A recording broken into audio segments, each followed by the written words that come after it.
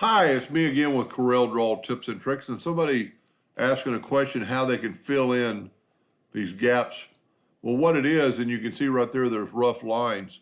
So what I'm going to do is grab it's a flag. I'm going to grab it, go to Object, and I'm going to actually lock it so I can't grab it. And then if we draw a rectangle around here and try to fill it in, I've already matched the color. We can fill that in, but look what happens when we fill this in. We've got a leak. So what we can do is we can actually get rid of the rectangle, select all of it, and turn this into hairline. And now you can see the leaks, like right there, there's lines that aren't drawn. And this is not, and I know this gentleman, or I know of him. He's sent me a couple of questions before. I'm going to, I've got a hotkey for joining curves, and that just joined those two lines. And we can always smooth that out with the smoothing tool. But like this is where the leak's occurring. And like I said, I would not draw this with lines like this.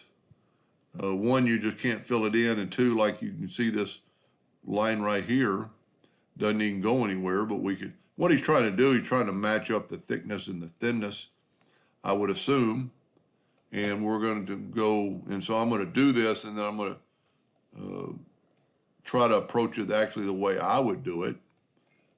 And you know, you're going to be a little bit off doing stuff like this, because now you got to convert it to thick lines.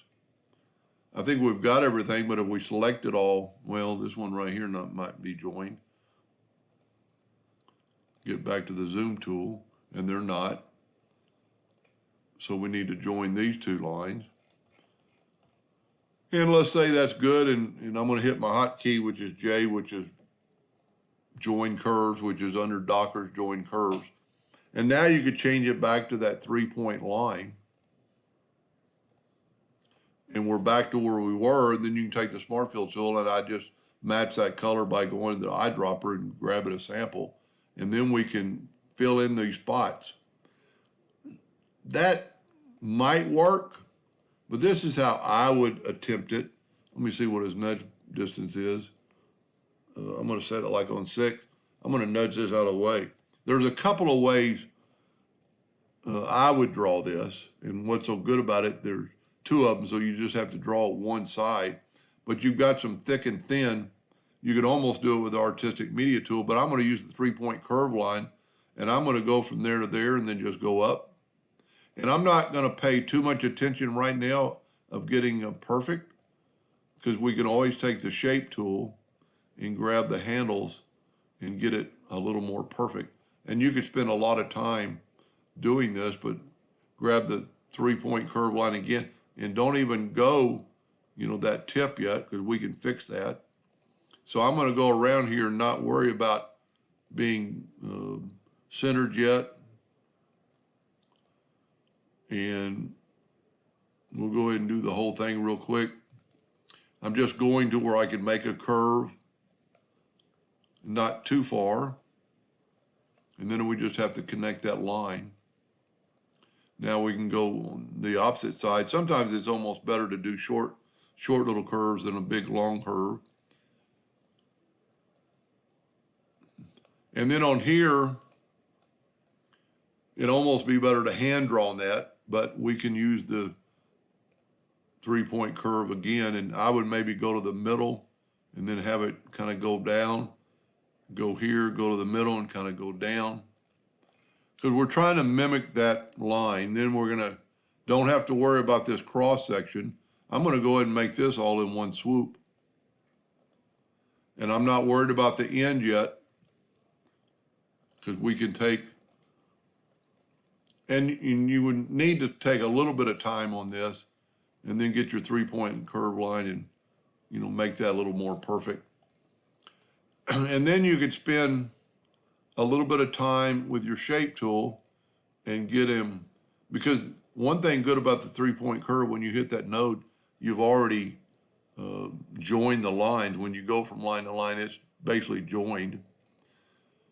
And then we need to go to the virtual segment delete key and delete these excess lines. Now, I didn't take a lot of time, and you could always smooth it out. I am going to take a rectangle to make sure if I don't have a leak, and I don't.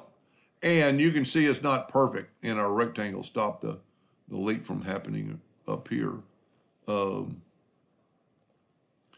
let me just back up here, take away the rectangle. And since everything's kind of joined, you could go back to the shape tool and make it more perfect. I mean, like right there. Maybe take the shape tool and try to delete that node.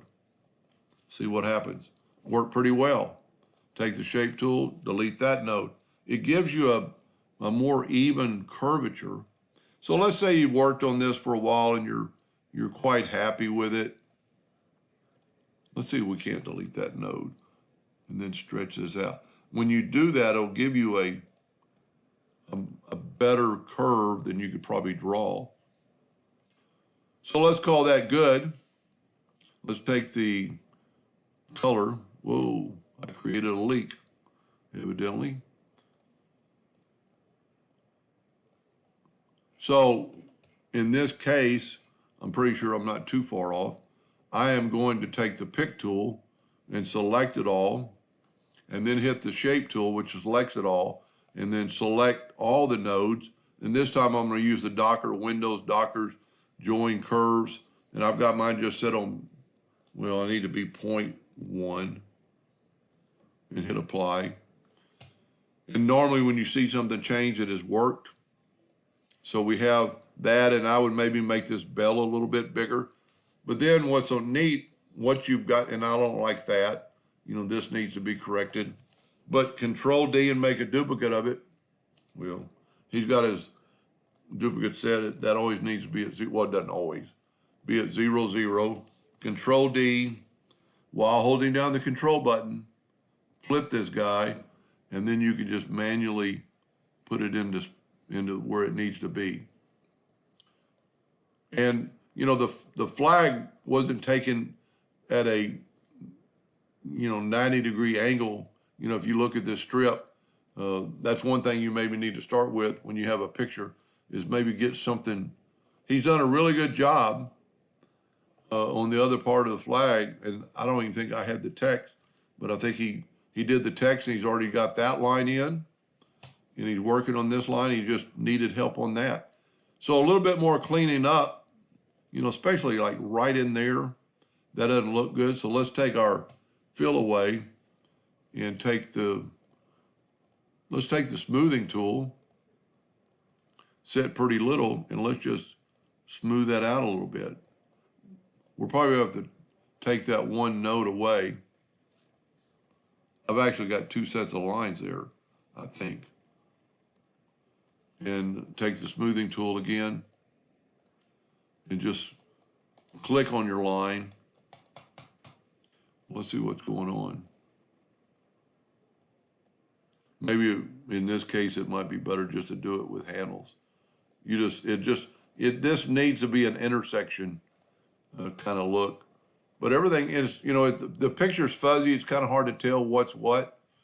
But that's pretty close with a little bit of work on it. I hope that helped a little bit. Thank you for watching.